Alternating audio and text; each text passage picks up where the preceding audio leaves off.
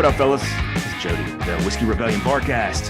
And we have a kind of crazy, I think it's a very disinteresting topic that we're going to talk about tonight.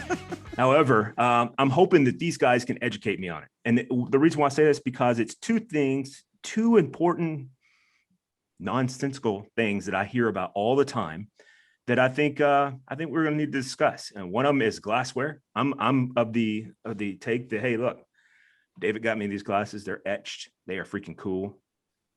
I can taste alcohol in them when I drink out of them.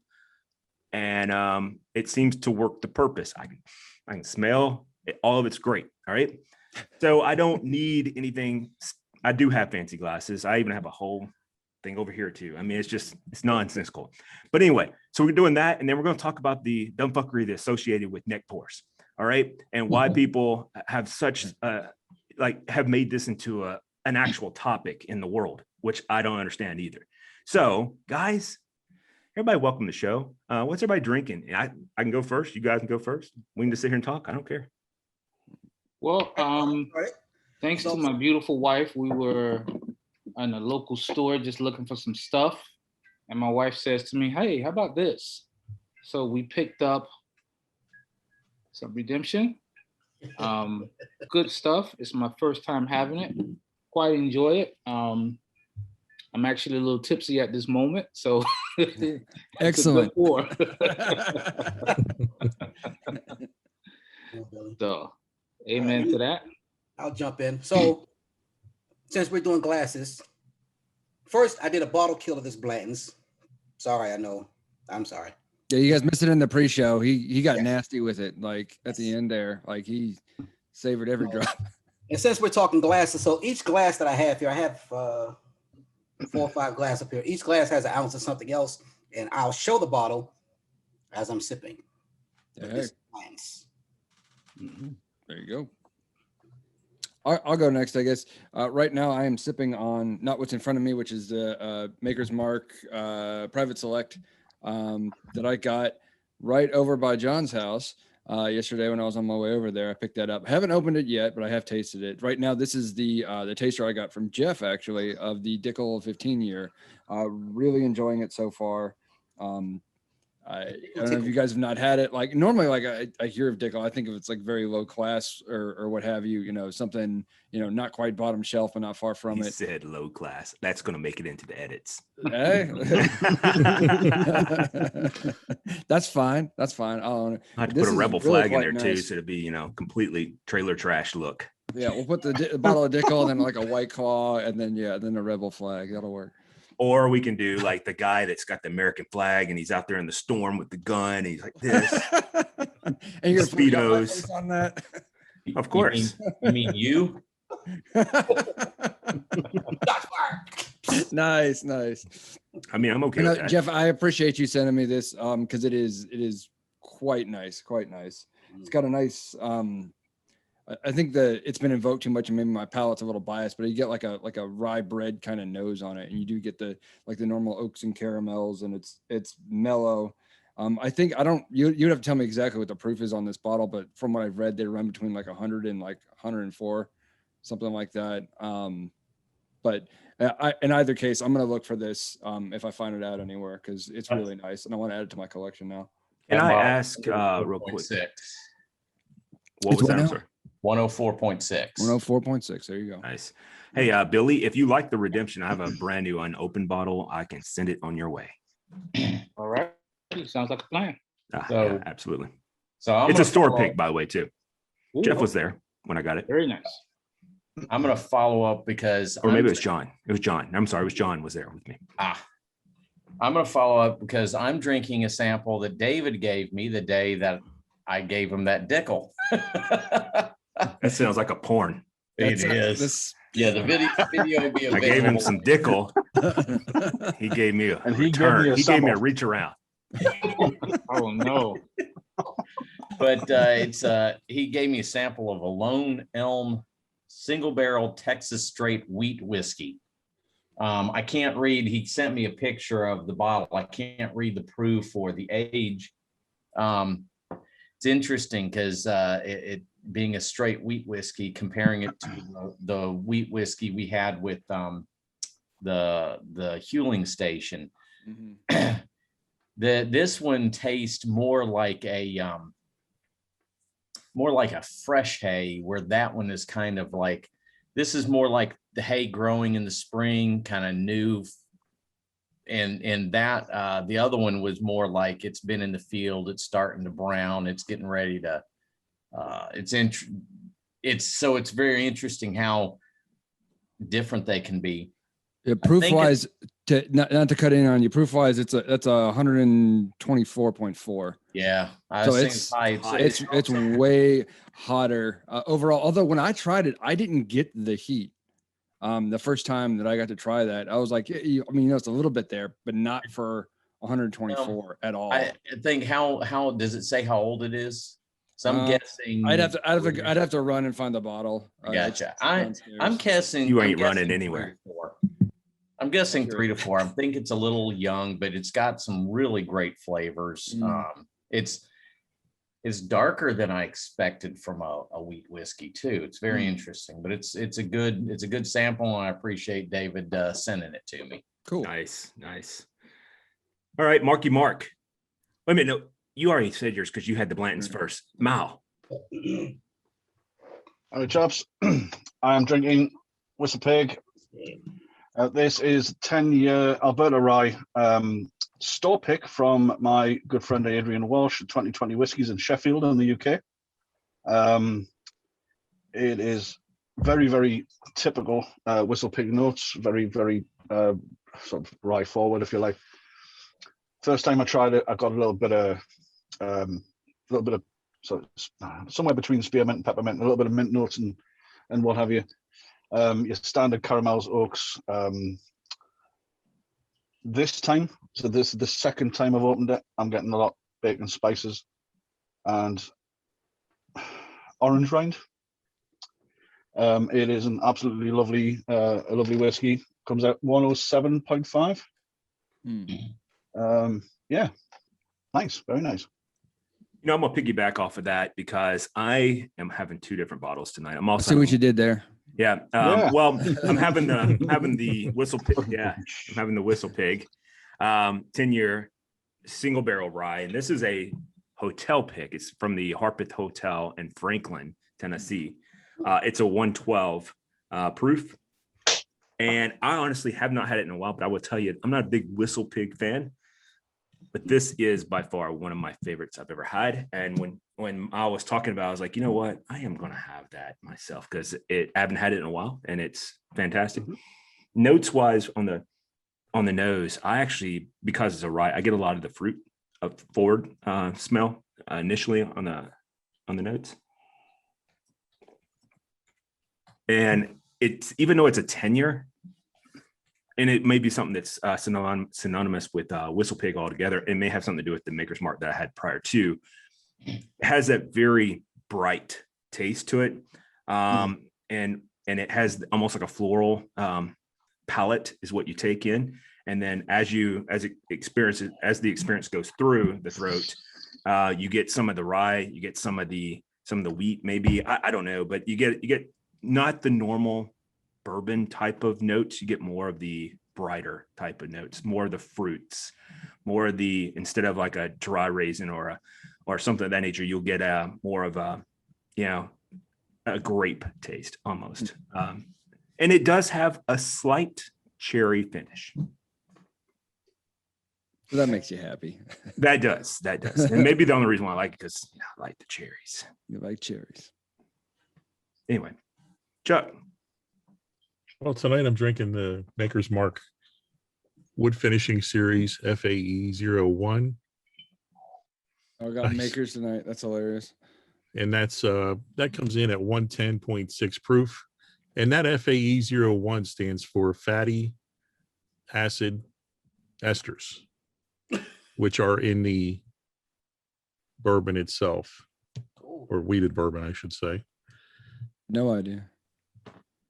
And there will be, as a matter of fact, there will be an FAE 02 coming in the fall.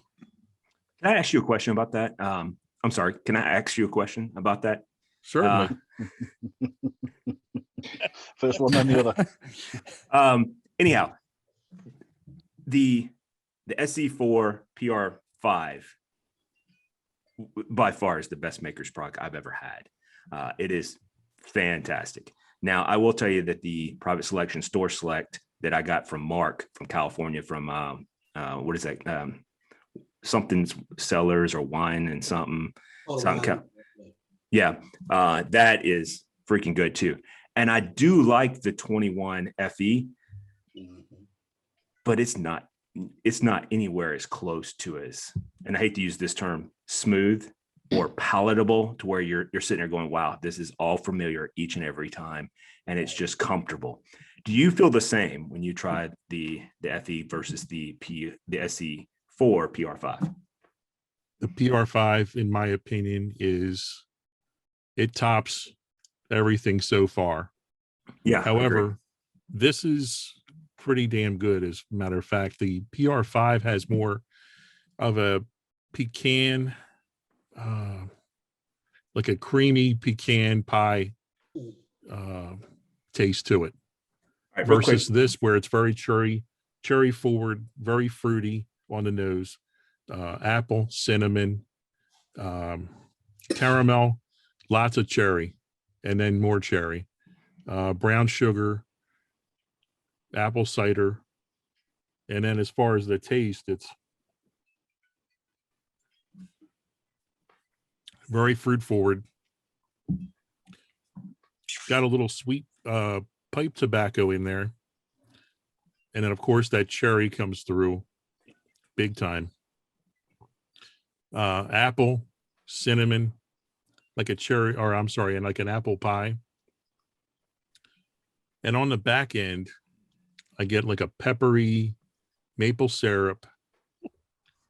And as far as the finish goes, it's a medium finish.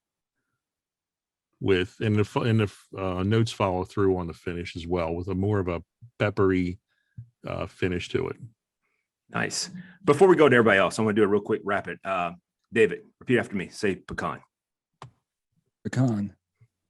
Mal. Pecan. Billy. Pecan. Mark. Pecan, but I say pecan. Jeff. Pecan when I'm saying it right. Pecan when I'm trying to irritate the crap out of my wife. Okay. John. Pecan. Rob. Pecans. Oh Lord. I tell you what, this right here should show you the diversity all by itself in this group, because we're obviously from all over the place, and to include reaches over into England. But if you're just listening to the show, and that was not a knock at Chuck, it's just he wonderfully explained every note, because he's definitely got more knowledge on every aspect than we do when it comes to the tasting notes. But when he said pecan or whatever the hell he said, I was like, I'm stuck. Like it was like my record just skipped, and it was like pecan. And I just was like, come on, I need you to hurry up and stop so I can just ask everybody real quick how we all say it, because the diversity, I think it's great, So it was not a knock at you by any means. No, I didn't take it as that. I mean, if you want to leave the page, you know what happens. Anyhow, I do. Oh, trust me, I know. All right, John. Well, I did not know it was going to be a Whistle Pig night, but I actually poured a Whistle Pig 10-year store pick here in Fairview. This is probably my favorite Whistle Pig. Jody, I kind of get your notes on the front on the smell, as far as picking up a little more of the sweet fruits. Kind of like a grapefruit, orange on the nose. It's just one that I love to sip on, because you get, if you're a big fan of like fresh baked breads, you kind of get that taste, and on that initial upfront, but it's followed by that quick of the baking spice because of the rye. Yeah. So it's one I really enjoy, because you really enjoy the sweet aspect of it, and then it's a little of that burn. So when you say the orange fruit, or would you say like a marmalade? Because that's kind of what that's what I'm processing a little bit. I get more of a marmalade. I will say that. I mean, I could see that. I mean, because I could definitely see how somebody would pick up. Honestly, the ones I pick up on the front end are probably like an orange marmalade, something like that, but also pear. That's the big one I can sense in there is the pear smell. It smells just like a pear to me. So anyway, that's me. Anything else you want to add, John? No, are we doing the glass? We are, but Rob hasn't got. we have to get to Rob first. Oh, okay. And then we're gonna go to my interesting subject tonight. All right, Rob. Your turn, Rob. What's up? So Jeff kind of inspired me earlier in the VIP, and if you're not a member of the VIP chat, make sure you hit up Jody, and we'll get you in. Or any of us. It doesn't have to be Jody. Jody has other things to do in this world. No, he doesn't. Not true. Jody retired. He's got nothing to do. I'm retired from the military, but I still have a job as a professional educator. I'm going mixed drink tonight. Oh yeah. Doing a little Evan Williams bottled and bond, mixing it with a little Coke Zero. So I'm doing a little Coke and bourbon this evening. And that's exactly what I mixed the Dr. Pepper and cream soda with was Evan Williams bottle and bond. It's the absolute perfect mixer. Yes, You know, I will tell you this, and this is not just because I have like a fanboy of Jeff, but I will tell you that his old fashioned, he's talked about them. He's spoken about them many a times on the show. I had the opportunity this weekend to have one made firsthand by him. And I will tell you, without a doubt, the best old fashioned I've ever had in my life. It was fantastic. I'm sorry. It was fabulous. I'm gonna get him on that every time now. I too also got to enjoy a couple that he made. One with the Aztec chocolate, and the other with was it the black walnut bitters? Yeah, black Used walnut. Knob Creek as a base. I used Woodford. Wow, yeah, that was some good stuff. I used Woodford yeah, because we were watching the Kentucky Derby. So Jeffrey, there's no puffery to your game, sir. You are a master of old fashions. Oh no, I got some puffery too. But hey, listen, before we go to glassware, because I want to talk about something that I am interested in. Jeff's wife is starting a podcast coming up, and it's on Edgar Allan Poe, but it's the connections of how it connects to real world events today, like current. And she's an educator, and she's obviously a big fan of Edgar Allan Poe, and she knows everything about him, everything. I trust me, I got to hear it all. And that's not a negative thing. I'm talking about I got to hear it all, and I was like, wow, I didn't know all that. I mean, we could talk about Joseph Conrad because that's who I like, but I'm with you, But anyhow, can you plug her podcast and potentially the launch date? Don't have a launch date, and I'm trying to remember. It's long. I think it's Everything is Poe Connected, 6 Degrees to Poe. Okay. I'm glad you were prepared for this show. Anyhow, so let's talk about glassware. But it's better than Kevin Bacon. I was going to say it's more than just current events. It's really going into talking about how so much of what we take advantage today, the murder mystery, horror and detective stories, and just so much of what is just we watch all the time today. He pretty much invented a lot of that stuff through his writings, and there's a lot of stuff that you don't realize has some kind of connection back to Poe, and that's the gist of their podcast, plus some of our travels where we find Poe related places and items and stuff like that. Nice. Nice. Before we move to this uninteresting subject, let me raise a glass to my guy Jonathan, aka Wrecking Ball, aka Tom Cruise, for having Cafe 305 at his Kentucky Derby party, making me and my company feel a part of the whole thing. It was absolutely fabulous. I love the pictures, and let me tell you, that guy, my man, for sure. There you go. No, the pictures turned out pretty good. I was impressed by him. But dude, I mean, I couldn't even get the salsa fast enough. I mean, people were tearing up the barbecue.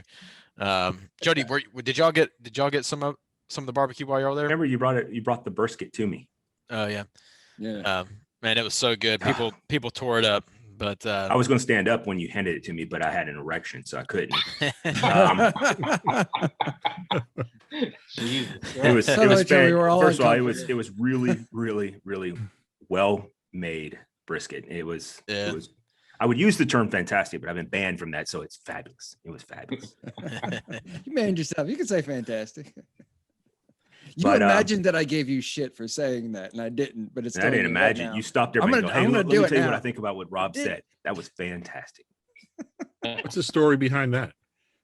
What? You have to go back and watch the show. Fantastic. So, Oh, so we okay. had a show you were on there a couple weeks ago, or not a couple weeks ago. It was like last week.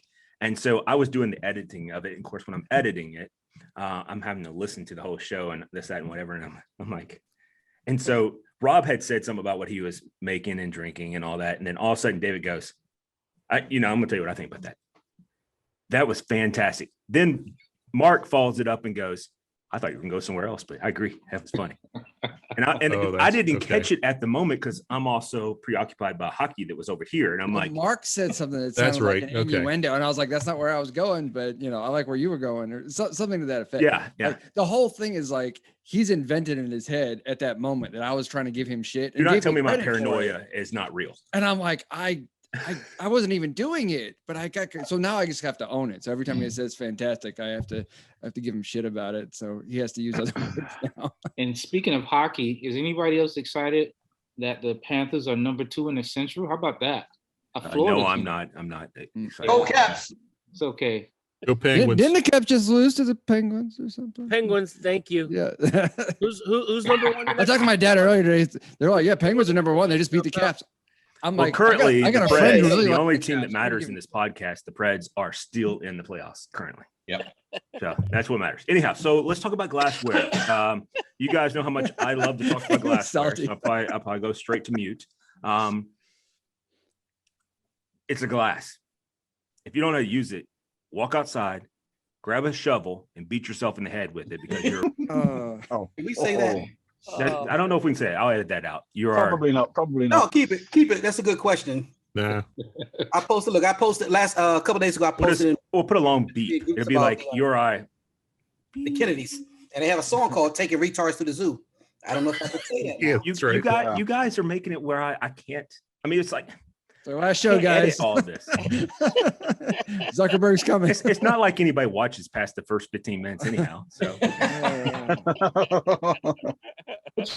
except for Jody, you'd be John. surprised, John was like, so shenanigans. You had no shenanigans. I wonder why that was.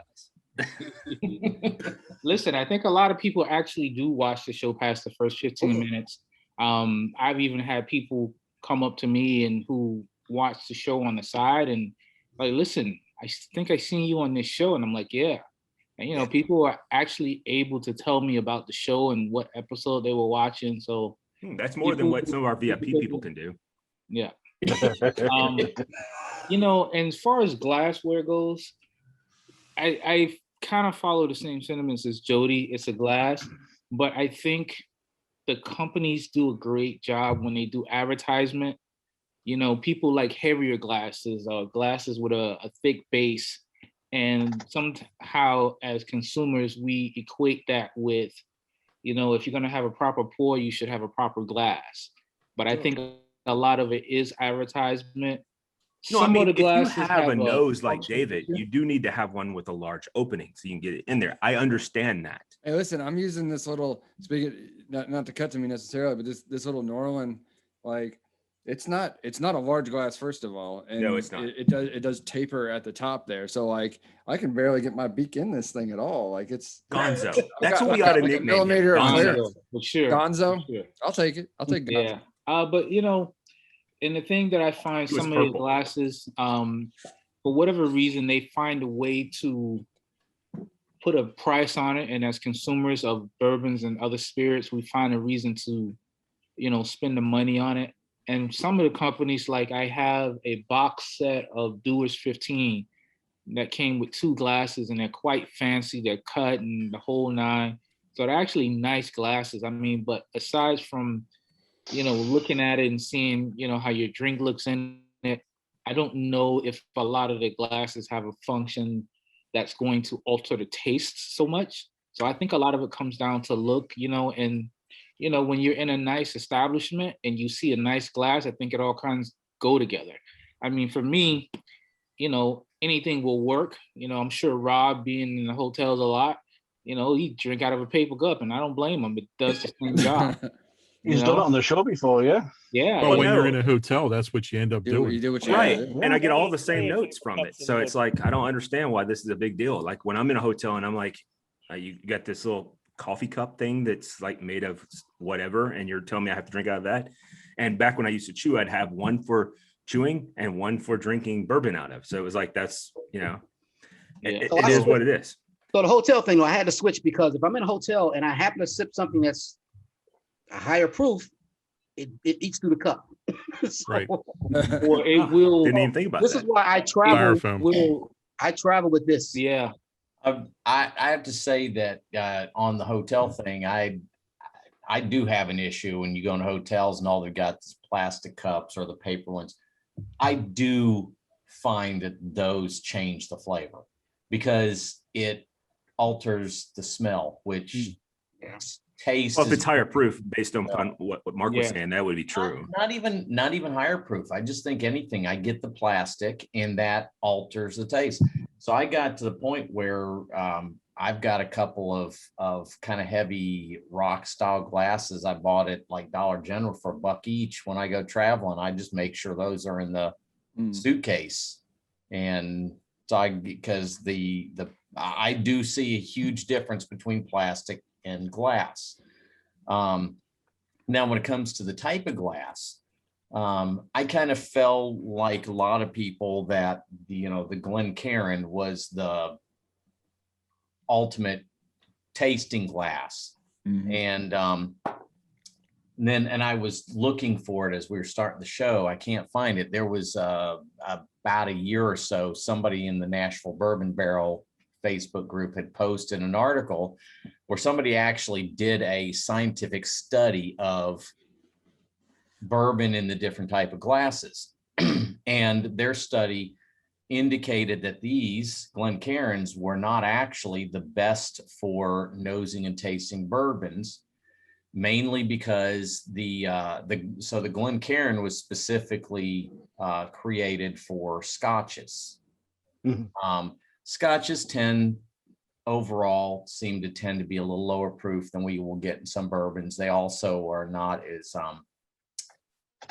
they don't tend to have the strong ethanol olfactory that a lot of bourbons tend to do. And so they found that when you looked at between the two, the rocks glass for a bourbon tended to be better because it didn't take all of the ethanol and put it into a chimney to hit you in the face. So I started personally playing around with it, and I kind of came to the same conclusion that of the two, I did prefer rocks glass over a Glencairn when we were talking about bourbons, especially the higher proof. Then I found this whiskey tasting, which has the effect of the Glencairn in the bulb, and it channels it a little bit, but not as tiny. Yeah, kind of like Mark has there. And I do find the bowl is so you can swirl it. Yeah, and I do Which is the same for the find Glencairn. that when it comes to bourbons and stuff, that I do find this particular style leans itself more to the tasting experience with the bourbon. So yeah, I think there's a little bit of there that the glass can have a difference, but at the same time, sometimes I think people put way too much emphasis into it. Just you have to have the exact right kind of glass.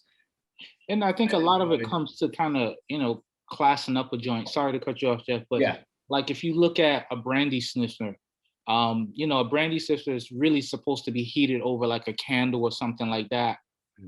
So it kind of accentuate and bring out more of the flavor. So I understand that. And all of it, I think a lot of it is into, perceived value. If you went into a really high class, bar or establishment and they gave you your, $15 to $25 pour in the plastic cup, like, well, what the hell is this? You Yeah. know? So I think they have to do that. And of course, you know, the makers of all these different spirits, you know, if you see something in a plastic jug with a handle, you assume it's cheap. So if it's in a glass Right. bottle, I mean, and we're all kind of just like that. If we see something with a twist off top, we have a different take on what it may or may not be. So I Right. think it all does play a part. So I would say, yeah. Now I would say in terms of some of these with the taper top, I think it does matter in the cases of higher proofs. Now, a better higher proof Stag Junior, it could be this, it could be this. I'm gonna taste it and I'm happy. But there are some higher proofs that aren't as flavorful that you definitely will the ethanol will hit you differently in one of these than it would in one Yeah. of these, yeah, absolutely. for sure. Well, I've got in these two glasses, I've got the same thing. I put half of the sample David gave me into both of them because I'm kind of been sitting here playing with that. And I do pick up just a hint of a few more notes out of the whiskey tasting glass than I do out of just the rocks. I would have to really be nitpicky to actually nail them down though. Ultimately, I get great tasting notes out of whatever glass I'm in. So again, I think the glass is more what you think it makes it look like, personally. Yeah. Well, I'd see where everyone's going with aesthetics and what have you. But for me, personally, if you are looking for something in particular, Glencairn, and my preference, which is, I'm sorry guys, I prefer the Capita, which is that dainty little number there. Nice. Again, made by Glencairn, but it's kind of it separates the nosing from the taste for me personally, in that the flute or the closing, you know, the chimney effect, if you like. When you're tasting it, your nose is on the outside of the glass, and when you're nosing it, you can keep your mouth away from it, and you're getting two different. So when you're nosing it, you're purely smelling it. When you're tasting it, you're purely smelling. You're purely tasting it. You're not smelling it as well. So with a rocks glass, so that's my favorite rocks glass there. Nice. When you're drinking it, your nose is inside the glass as well. Yeah, I have those same glasses. They're awesome. They are really nice, and they're got a nice feel to them. They're heavy too. Yeah. Nice and heavy. I would love to hear what Rob thinks about it, because he's, you know, had to be in the hotel with the plastic. Well, chef. Yeah, tell us. All I would say with the rocks glass, your nose is inside the glass while you're tasting it, and you're just getting everything at the same time. That's all I'm saying. So yeah, Rob, That's cool. a great point. Sure. Great point. So I went and purchased some Glencairns for the purpose of trying to get the nose of the whiskeys. I noticed that if I do drink it in a rocks glass, I don't get as much of the nose out of a whiskey than I do when it's in a Glencairn. But whiskey can be just like anything else. You know, you've got red wine glass, you've got a white wine glass, you've got champagne glasses. In beers, you can have every style of beer almost has its own style of glass. You know, your higher proof, you know, stouts, breakfast stouts are usually going to get served in some sort of an 8 to 10 ounce snifter, because, you know, it is really tough when you're sitting at a bar to choke down a full 20 ounce glass of 14.4 breakfast stout. I always figured that was so that you didn't feel like you were getting ripped off when they were pouring you a less amount for the same or more money as an actual pint. And that's another thing. And maybe you can speak to this, Rob, that like most of the time when you order a pint from a bar, you're not really getting an actual pint. You're usually getting 12 ounces.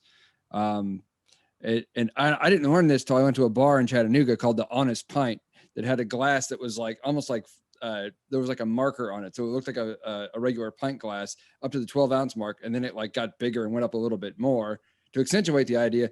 this is what it takes to give you an actual pint. Everyone's ripping you off. We just call them pint glasses, even though they're not. Anyway, that's my 2 cents. Right. Sorry, I actually have one of those that I acquired from Ireland when I was in Ireland a couple years ago, 2010. So anyway, so what had happened is we were flying back from Iraq to Ireland and then to the United States, and we had a layover there, and we were done with our mission, so we could have a couple of drinks. And so I was sitting at the bar and I was like, I want a Guinness, and I wanted room temperature. Didn't even have to ask. It came at room temperature. I was super stoked. And she gave me this glass. And I looked at the barmaid. I'm like, can I buy the glass? And she's like, we don't sell the glass. I'm like, okay. So what happens if it disappears? And she's like, are you going to steal it? I'm like, that's not what I asked. I asked if it disappears, like, because it says pint on it. It has the exact same markers he's talking about. It says pint and it shows where 12 ounce is.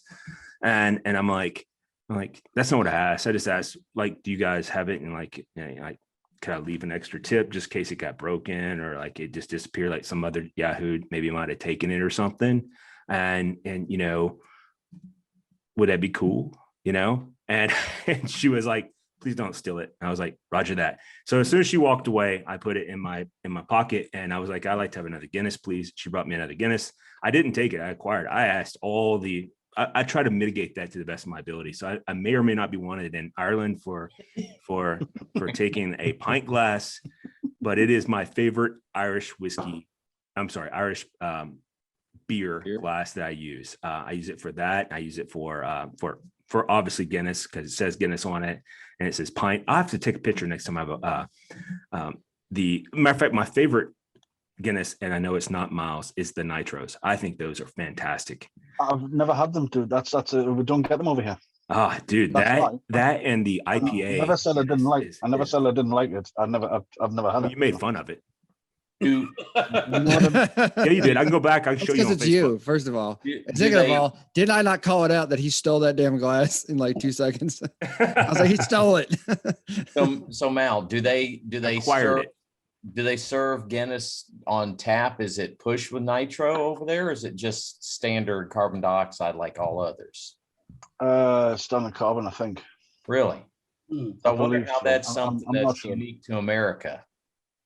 And but the nitros are great, and I love the IPAs they have as well. The Guinness IPAs are good. It creates a smaller porters, so it is more silk going down. Oh, it's amazing. Well, I love that what Chuck thinks. Chuck, tell me what you think about glasses. I suppose we get it fresher than you guys, but yeah, probably true. Yeah, probably not needed. Go on. Now my wife agrees. With what? But I never. They get it fresher over there. Oh, okay, yeah, that's true. Yeah. I never made fun of the Nitros. You're gonna have to point that out to me, man. I will. I'll absolutely point out to you. Please, yeah. I will. If I ever have, I apologize because I've never had them before. You called it too light. You said it looked too light in the glass. I'm like, dude, it's a nitro. And you're like, I'm like, dude, it's a Guinness. It's a nitro. Which old scout is that, Mark? If you show me a picture, I'll probably pull it. Yeah. Okay. It's the old scout. 58. What is that? 58 is what, about 114 proof? 116. 16. My math is off. I was gonna say that's math, Mark. Yeah. Hey, look. This is glass number 6, so I don't know what the hell my math is right now. They've all been 1 ounce pours except for the Blanton's. The Blanton's was a bottle kill. He's like, I love all you guys. And my He's like, salty balls. So you're at I don't know what addition. the hell I'm sipping now. So This is the last one here. This one is he gets closer to the microphone. And he's like, hey, I just want to whisper in everybody's ear. Old scout. How's the this is completely tangential to the conversation because I do want to hear what Chuck has to say. But I wanted to ask you what the finish on that tastes like for you on the old scout, and then we'll go right to Chuck. How's the finish for you? What does it taste like? It's probably not the time to ask me this because I've had 6 others. I've had Blanton. I've had Blanton's, Old Soul, Knob Creek, and Isaac Bowman Port. So my palate is jacked up right now. Yeah. And I'm eating potato chips. I'm sorry. I got like. Let me come back to that. Actually, I think I talked about on another show, but Give me a few minutes. I'll come back. Sure. Or the after show. Okay. All right, Chuck, All right, talk to us, Chuck. brother. Yeah, talk to us. Please, Godfather. everybody push mute. All right. So on this one, as far as glasses go, I've been using a small version of this one, the one where I say my hand looks huge. This is basically something that my wife picked up, but it looks like a Canadian whiskey glass. And I've been using this quite a bit. And I find it provides me a great nosing experience. However, because what I do is I go side to side when I'm nosing. Yeah, much like that one. But yeah, pretty much. Not as wide at the bottom, though. This one is a little thinner at the bottom. But I go side to side. And then if I take this Glencairn, which is the normal size Glencairn, and I also have the vegan Glencairn, I also use as well if I travel at all. I bring that along with me. But I find that the nosing on the Glencairn provides a different nosing experience than this one here that my wife provided. It's more like a Canadian whiskey glass. I get more notes from the smaller one of these and this one as well than I do the Glencairn. Now I do let it sit. Once I pour it, I may let it sit for 5 to 10 minutes and not put any water, ice, or anything in it for my first. And my first sip, what I do is I take a sip, I let it coat my mouth, and I may get some very basic tasting notes out of it. But it's my second sip that I take.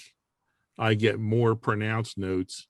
And then from there, I can break it down into apple pie, vanilla bean, etc. And that's just my thing. I used to just sit there and go, yeah, I'm just going to have some Jim Beam Black and drink it in a plastic solo cup and I'm fine. But now Chuck, do you find you have a more dominant nostril? Yes, because I have a deviated septum. So one side of my nostril is larger than the other because the septum is shifted over to one side. And it seems to suck all the air in on this right side, and the left side, of course, doesn't get much at all. But of course, at the end of the day, as they say, drink, from whatever type of glass that makes you happy. Your results may differ, but I like experimenting glassware. So yeah, and the one thing I will say is, like today we was at the cigar shop and I saw a Camacho glass set, and it's really what it is. It's like a beer mug essentially, but simply because I'm a Camacho fan, I had a Camacho today, which was absolutely, I hate to say it, but it was fantastic. It really was. Don't be hating to say it. You don't have to hate to say it. Only I have to hate to say it. That's a Jody issue. Jodyism. Listen. What would Jody say? Rob, I was gonna ask you what you were smoking. So I'm a Camacho fan. So if it says Camacho on it, solely based off that, and these companies know what they're doing. I got 2 different Camacho glasses. I got a Camacho ashtray. So they know what they're doing. But I think I will say this. I think glass gives you a taste that's not interrupted by anything else, because I'm sure we've all had those solo cups, for whatever reason, has a scent to it. Those clear plastic cups, they have a scent to it, even if there was nothing in it. So, if you pour something into it that has a high proof, it is definitely going to, I think, alter it just a little bit. Yeah. But it's like, if you ever put on a pair of latex gloves have a definite smell to it, and Rob being in the restaurant business as well, you wear latex gloves for an hour or two, you change them out, you wear them through service. At the end of the day, you can still smell it on your hands, and it's like they smell like condoms. They smell like condoms. Yeah. Well, and Billy, now, here's a question So for you. it's latex. I was going to say that the plastic and all that, there's also a mental aspect that when you see plastic, you already have a conception of what that's going to do, and that's going to affect the experience just from that mental perception. I agree. Now, Go ahead, Chuck. if you were No. you talked about using the glass that's going to make you happy. In that case, that right there is the glass. You fill that one up right there, and you're definitely going to be happy. Ass clown, of course. Go ahead, Chuck. Shoot. So if, for my question was, for example, if, everybody purchases bottles, alcohol with, in glass, but they also produce bourbon, whiskey in plastic bottles, such as, what is it? Benchmark 8, the larger bottles, and then there's another one as well. It's a bottom shelf, but it's H&H. H&H. That's it.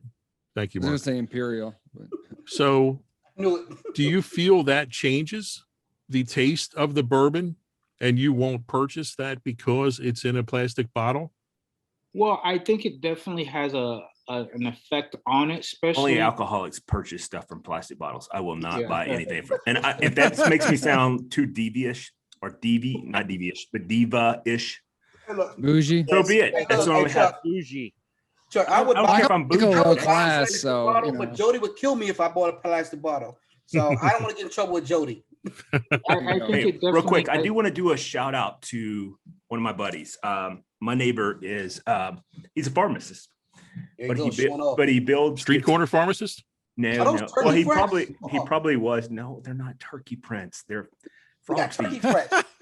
But anyway, so anyway, For the one he that got is- away. Not this year, they haven't. But anyway, matter of fact, blew one of them's head off. Like I still can't find the rest of it.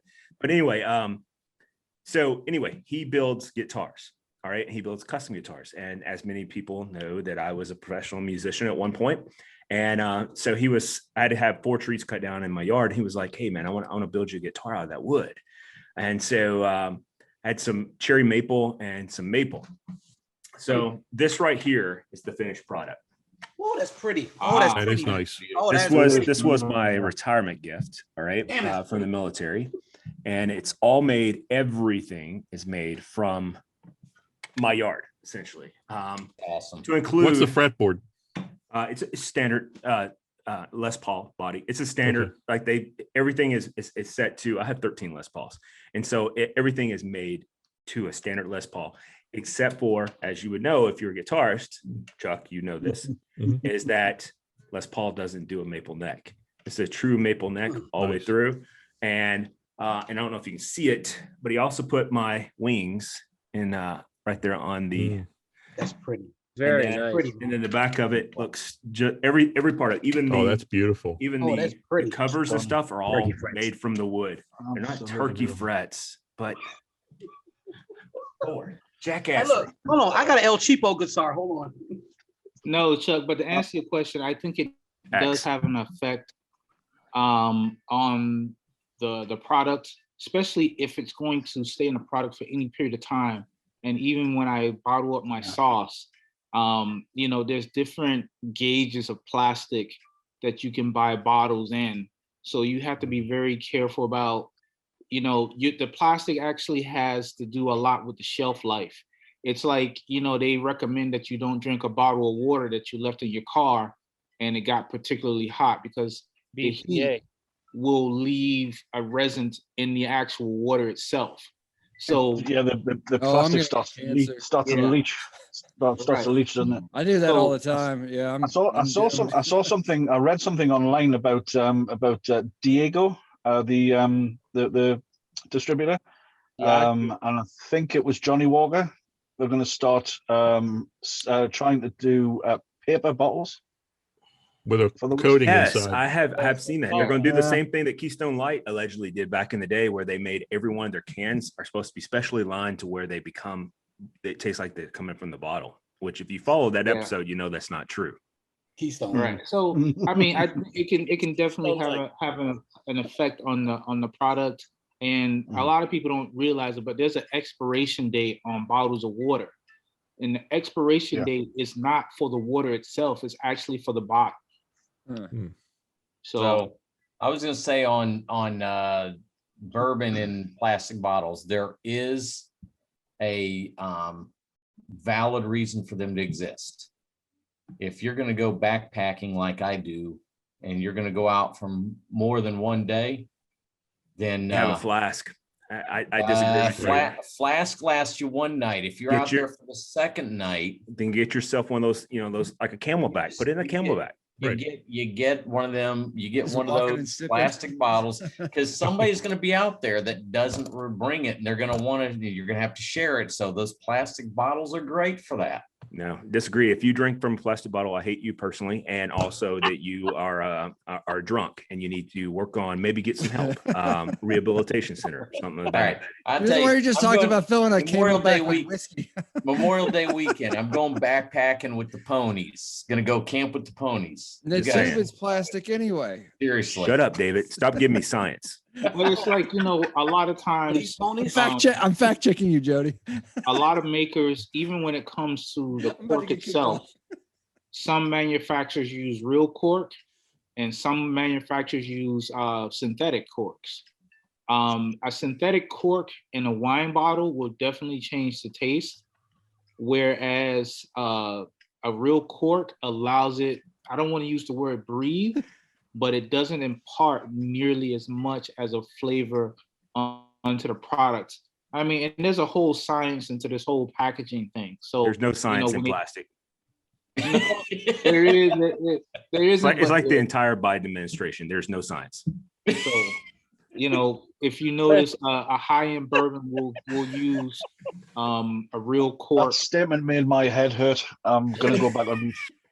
As where some people will use synthetic corks, and especially in wines, because if they produce a lot of it, they've gotten the cost of the synthetic cork down to where they'll use it, whereas a real cork would actually cost them more. So when I say there's a science to it, that's where the science comes in. Basis like, so a top off of a Blanton's, that top, the topper itself and the cork, all that costs money. So, when you factor in a cost of doing something that you're going to put in the bottle, you have to think about all that. When you buy a bottle and you decide you got to buy the top, you got to figure out what seal you're going to use, the whole nine. So all that plays a part into cost, and people may not think that it's a cost that adds up, but a top that costs you 3 cents versus a top that costs you 5 cents. When you're talking about buying 5,000 to 10,000 tops and bottles and seals, you have to factor all of that into your costs. So they do the same. These two jokers down here with the horsey tops, like how much do you think those cost? Well, first of all, this right here was an elk. So caribou. Billy, I'm sorry, it's caribou. Which kind of cork are you're getting ready to use on your steak sauce? Oh, well, I'm not gonna put any corks in my sauce, only because there's certain things in my sauce that would interact with that actual cork. That's why I just use seals. You know what? I'm gonna go with turkey feet, because I actually like that idea. It's turkey feet. When we were talking before we started about the wine person who goes and shifts the bottles and in different wineries and that kind of a thing. Part of that, the cork in wine helps the wine breathe. It helps the wine, but when we're talking about the cork, because of the alcohol content in bourbon, cork can destroy the flavor of a bourbon. If you let that bourbon sit, some idiot decides to let that bottle sit on its side and let that bourbon touch the cork. The cork taint. Extended period of time. Exactly. Yeah. It's too different. I mean, wow. You can get some. I've never had the experience, but I've heard you can get some really bad flavors from cork. Very earthy. Yep. And you have to really be careful. Are we talking about Fossil Creek again? Just want to make sure I'm following. Has anyone had a but cork? really Has and anyone had a truly- cork break in the You gonna get bottle? me shot. Oh, all the time, man. Oh yeah. Yeah. Yeah, And Not all the time. It's just I have these like Oh, whole, whatever. like strength, and so a lot of times I break corks.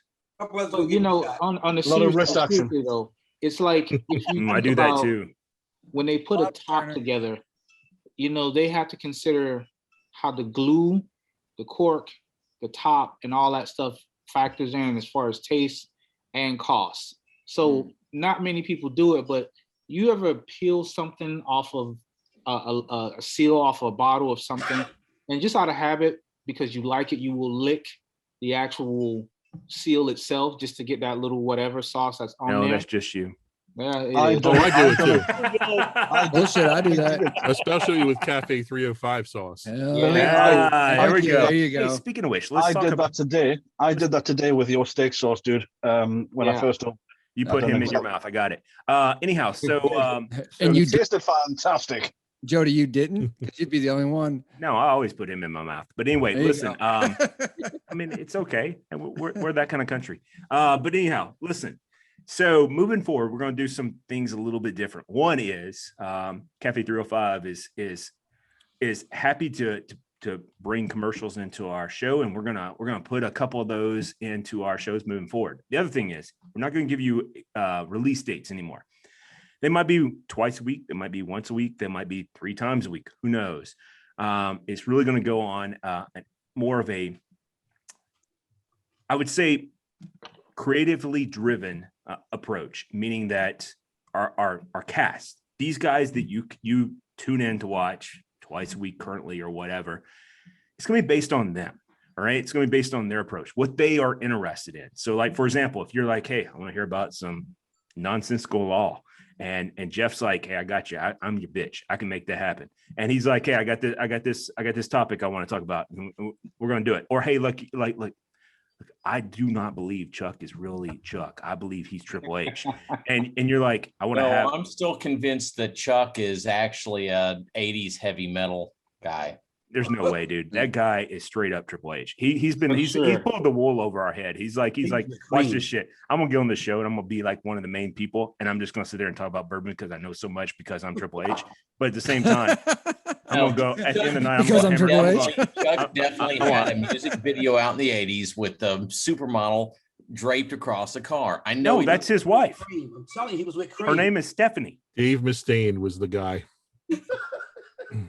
So here's my question for So now Chuck. You guys Dave don't know who Mustaine? Dave Mustaine is. No, right? I do. Fuck, I'm I sure know who Jody it does. is. Yeah. David damn right I do. Coverdale from White Snake. That's what you're thinking about. So Yeah, with here's my- the girl so across, here- and she was a Oh, come nut on, that job. wasn't just David Coverdale. That was like half of them. Yeah, like earlier when we were talking about Cherry, all I could, like we were talking about Cherry, and then Chuck was giving his Is that dissertation Kelly on LeBrock that was on the cover of that car? hold on a second, let me finish what I'm saying, then we can talk about who the hell was on the car. But anyway, so earlier when Chuck was giving his dissertation on all the flavors that he picked up, which was fantastic, and I loved it, and fabulous, I'm sorry, and it hit everything that our viewers want to hear. All I can think about is pecan. And so but when he said, yeah, or whatever, and however you spell it, say it, whatever. I like to say it slow, so it's pecan. But anyhow, but when we were sitting there talking about it, he said apple pie, and though it's not the same, all I heard in my head was, she's my cherry pie. Absolutely. Sure. That's the only thing I heard. I heard all I the full heard. song in Like my it head. went straight into Warren. I'm like, I don't even like Warren. How did that happen? You know? Yeah. So here's my question, Chuck. Obviously, we don't spend the same on hair products, me and you. But I would love to know, like, seriously, have you spent more on hair products or bourbon through your life? I'm gonna leave my brother alone. Billy, this one is easy. People get me so confused my hair with basically me having to spend all kinds of time on my hair, which I don't. I use Paul Mitchell products. Ooh, I like Paul Mitchell, man. That is some good stuff. Well, make they some don't good use shit. any. I they use don't their do any conditioner testing on every day. animals. Every Yeah, day. so do I. I'm Alberto Phil. I don't have hair Yo, though. five. Like, there's a difference between you and I. Like, look, hold on. I want you to pay attention. I see. Oh shit. I hope you can see. Yeah. Actually, I'm Neutrogena. Much different. Mm-hmm. Got the aerodynamics up in here. But I use the Paul Mitchell like a products, swimmer. which is their shampoo, the Awapui shampoo, and their conditioner. That's it. I don't blow dry my hair. I get blowed. Oh, I'm sorry. What did you say? Blow dry? What? I didn't hear you. You know, we can do that. You know, blowing's fine, but Really? just as long as Tell us more about that. we're on Talk the slowly. receiving end of it. But Oh, I was going to say something there. you know, the Paul Mitchell Still gotta drink products, that note. no blow drying. I just brush it. That's it. I'm with you. I love the Paul Mitchell products. I truly use it every day to I switch in between. I'm one of those kind of people, kind of like with my allergy medicine, I switch every month. I go between Paul Mitchell conditioner and Pantene conditioner because I love the softness that it feels on my scalp. I don't wash my hair because, as we just proved, I don't have any hair. But I love the way it makes that almost like a tennis ball feel because it's so soft, you know, and I like that. So I'm washing my hair right now. It's in the machine in the house. Yeah. And as far as the bourbon I don't know goes, what's going on, Billy. In response to and Billy's question, shenanigans I are thought- back. Hey. In response to Billy's question, I thought Chuck was going to say I just run an ounce of bourbon through my hair every now and again, and I'm good. but as far as What's the spending the secret? money on the Trying not to bourbon, get me some conditioner for my head. Yeah. Go ahead, Chuck. You What want you me to send say? you want me to send you some olive oil? Oh, you need some sulfur 8 and some cocoa butter. Yeah. I don't get Cocoa butter. No, I will not send my cocoa butter away. You guys know they're big. Sulfur deals 8 to and me. cocoa butter. I am probably the whitest guy on earth that uses cocoa butter on a daily basis, every day, on the entire body. And I will tell you that I love it, and you will not get any of my samples. Period. We're done. All right. okay. All right, Chuck. What you gonna say? Oh, as far as the bourbon goes, as many of you probably already know, and you probably do the same thing. I know Mark does. Spend a small fortune on bourbon, thousands of dollars each year, and I'm sure you guys do the same thing. I try not to think about it. Well, you don't, but I definitely do. And I'm sure me, Rob, and Mark, we probably spend an obsessive amount of money on cigars as well. Yes. So, you know, talking about burning up money. Why can't we have cheap you vices? forgot one. You Forgot You one. guys have cigars. I have cars, so I There spend you money on 65 Mustangs. See, I'm coming to help you. Yeah. There you go. I got two of them. Hey Billy, I just bought a Zycar tactical triple. Phenomenal lighter. Well, this conversation just got assless, chaps. Gay. I don't even know what that is though. Hey, Is Jeff, that- you should bring it here so I can test it for you, man. Yeah, I don't spend a whole lot of money on lighters. No. Rob just lost himself. I like them for the Might have had a convenience, stroke. but believe it or not, I started buying some of the cheap ones, and then I got some of the $30-$35 ones, and they just kept dying. I'm like, I'm getting a good lighter, and I used it one time, and I'm like, oh my God, this is amazing. yeah, A great listen, lighter is for me, amazing. wooden matches. Mel's got a match. See, is a must One have. left. I use a Mark, ferro that's rod to strike that's one stuff. That's what I do. There you go, Rob. Wooden matches. See, I Absolutely. use just a ferro rod to strike everything that I want to do. I'm like, Oh, fire. was that from the last strip That's it. club you was at? I've These tried. are the ones that were in the package that Mark sent me. He's like, I don't we use seen those. Rob's wife earlier. He does not Oh, go yeah. to strip club. She is all that in a box of chocolate. I've tried the matches. I just can't get into lighting cigars with matches. I don't get them toasted enough. Hey, Jeff, I here's- just sent you here's- some cedar. Try with cedar and let me know. Patience. All right, I have in the past. I'll try it again. I just sent you some So, cedar. So let me know if Jeff, you like the cedar or not. All right. Here's the key to using matches. Most people, when they use matches to light their cigars, they have a tendency to put the two matches perfectly even. Right, like this. Right. Hey, like if, this. if you offset the matches a little bit, it helps. A lot of people don't know that, but you offset Okay. the match heads when you strike them. So Does one it light, make it burn longer? well, you have to actually give it a chance to get to the wood. You don't just light the Right. sulfur and then hope it's gonna stay on. And You let it get to the point to where it actually ignites the wood. And you've yeah, that's my problem. I've only got one left. Yeah. I've So had there's wood no this drink entire wood. conversation, but anyhow, I let's like wood. Nothing like some good wood. Yeah. so Every let's day. yeah. So guys, we got to experience some shenanigans. We never talked about neck pours. That's okay. I think we got to the end of it when I said I had wood. Let's just go ahead and end the what I'm going to record and edit. And this may be a normal one that goes out tomorrow, but moving forward in the future, I do want to put it out to our viewers. Things are going to change a little bit. You're going to look at it and go, I really like that bald-headed guy, but the rest of them, I like them too. But it is what it is. Anyhow, You have not narrowed it down. no, I haven't. I know they were talking. I know you must have been talking about Mal, though, right? All I know is that Of course, that just ruled Chuck and I out. you don't like. You and David are both holding on to stuff you don't have. Yeah, it's there ain't a whole lot. I mean, Chuck's the only one that looks like a. Well, No, that's he still not has- true. he still- got just a lot. has- Yeah, he's still got a a lot of hair up there. Yeah, I'm Yeah, really the only one yeah. who's in denial. So I was going to say grass doesn't grow on a busy street, but I don't want to say that, because Chuck's yeah, got because we don't. Yeah, fantastic let me hit mane. Stephanie McMahon. Thank I you. mean, like Beautiful mane. yeah. Honestly. I mean, and she has a beautiful mane too. But anyhow, wow. So Squirrel. But listen, well, I mean, I'm sorry. like you mentioned Stephanie McMahon. I'm like, hey, how you doing? So let me ask a question to everybody since we Ooh, didn't hey, is bring that it up shit true before. about what's his name? The guy who did the snap the Slim Jims. What's his name? Oh, Macho Man. Randy Savage. Randy Savage. Come on. yeah. Oh yeah. Did he have one of those with Stephanie? Did she tell you about that, Chuck? No, she didn't. Okay, well, Does he have a Slim Jim?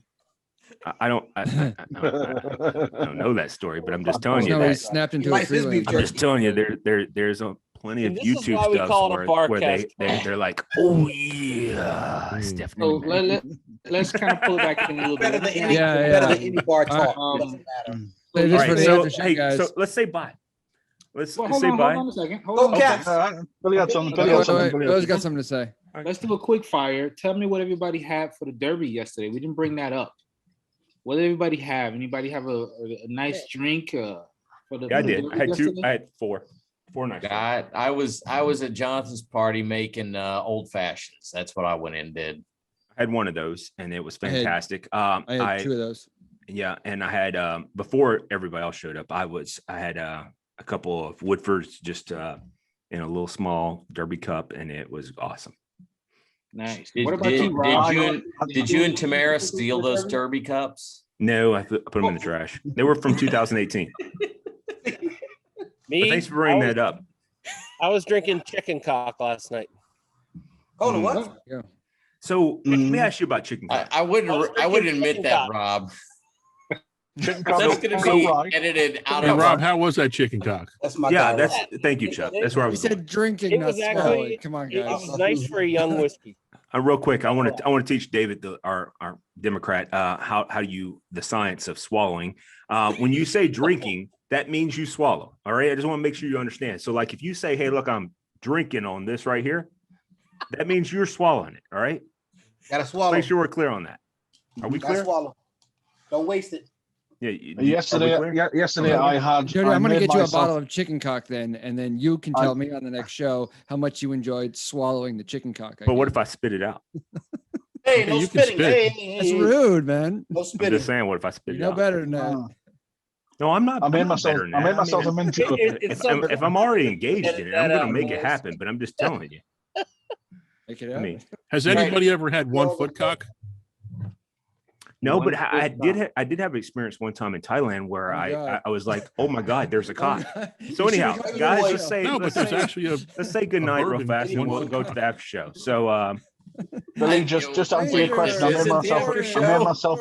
I made myself a mint julep with Blanton's, and then I just switched to Jack and Ginger I'm because just it's a telling standard you. Saturday night I'm just drink. saying Good that man. I was in Thailand Oh, good once, man, and there brother. was Okay, Jody. there's a cock. Anyway, bye bye, guys.